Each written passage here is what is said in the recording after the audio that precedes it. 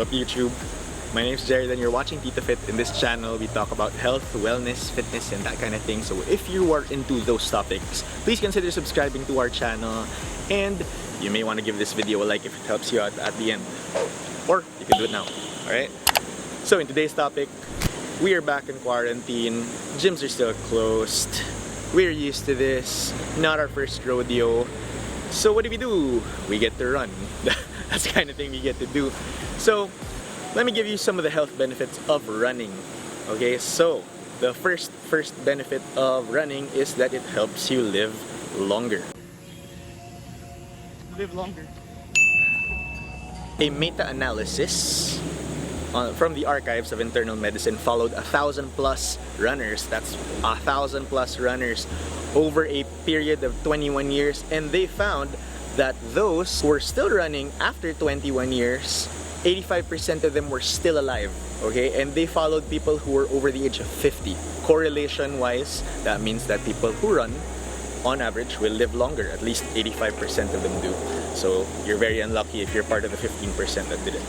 On the other hand, when they compared it to those who are non-runners, only about 66% of those people were still alive after 21 years. And let's remember, these are all people over the age of 50 and over. So at the end of 21 years, the youngest of them would have been 71 years old, while some of them, of course, some of them were probably in their 60s. So definitely, if you want to live longer, run. Number 2, if you like getting high, running gets you high. So running produces endocannabinoids that are similar to those compounds found when you smoke weed. Okay, not that I'm encouraging people to in this country, it's still illegal as of now. But if you live in a country where it's legal, go ahead. I think there are health benefits to that. So running produces endocannabinoids that are similar to those found in marijuana, and maybe even more normal exercise-induced hormones like endorphins that'll make you happy. So endorphins plus endocannabinoids must be a good combination. Number 3 reason to run is you get a lot of vitamin D. And vitamin D from the sun, or from supplements even, in some cases, will help you live longer. It's good for your muscles, it's good for your bones, it's good for your nerves, it's good for fat loss, it's good for your mood, and of course, we all know by now that throughout this pandemic, the higher vitamin D levels are, if you do catch the disease that's going around, you're probably gonna live longer, or you're probably gonna live through it and not get severe symptoms from that disease. Number 4 reason, running burns a lot of calories. About 1 hour of lifting weights will burn you about 300 calories. This is a normal just lifting session. We're not talking about metcons or high intensity interval training. While running for an hour will burn at least double that amount of calories. So therefore, remember, fat loss is about a caloric deficit. So it's calories in versus calories out. So running can definitely increase that calories out part of the equation. In another study, medicine and science in exercise and sports, they followed 100,000 runners. That's 100,000 runners, alright?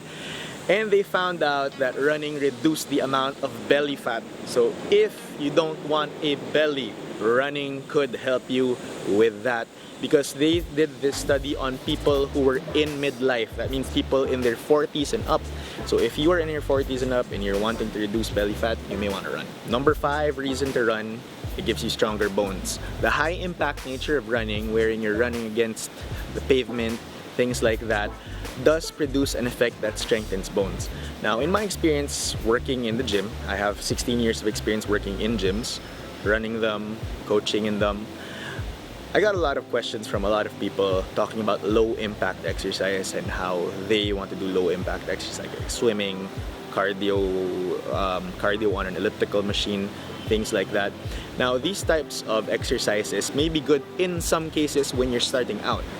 But on the other hand, they don't give you that effect or that benefit of giving you stronger bones. So running does that. The repeated impact against the pavement helps your body produce a response in which it strengthens your bones. Number 6 reason, now this one's very, very important. It reduces the incidence of you getting the common cold and other upper respiratory infections. So in today's situation, you do want to reduce your chances of getting an upper respiratory infection, even if it's not that disease that's going around, because people are paranoid. If you cough in public, people already think, oh, it's the Rona. Alright, so you don't want to get an upper respiratory infection for that. Everyone just gets the Rona from now on, you know. It's not even about getting just a cold or coughing, things like that. So how much? By about 43% compared to non-runners. So if you're running on a regular, you'd probably get it less, or less, about 43% less than people who don't run. Alright?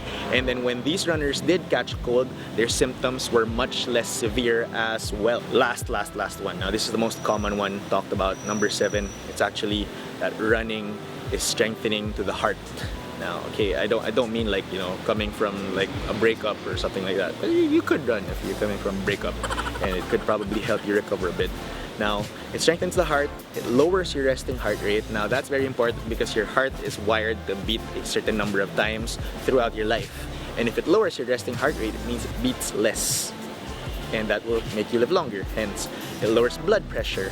If you have high blood pressure, it's gonna lower that. And it also lowers cholesterol across all markers. And of course, you want that. Those are all markers of good heart health that, if they're kept under control, will guarantee that your ticker does not just go off. So if you like this video and if you got this far, please don't forget to give this video a like. My name is Jordan. Follow me on Instagram. Follow us on TitoFit. And we will see you in the next one.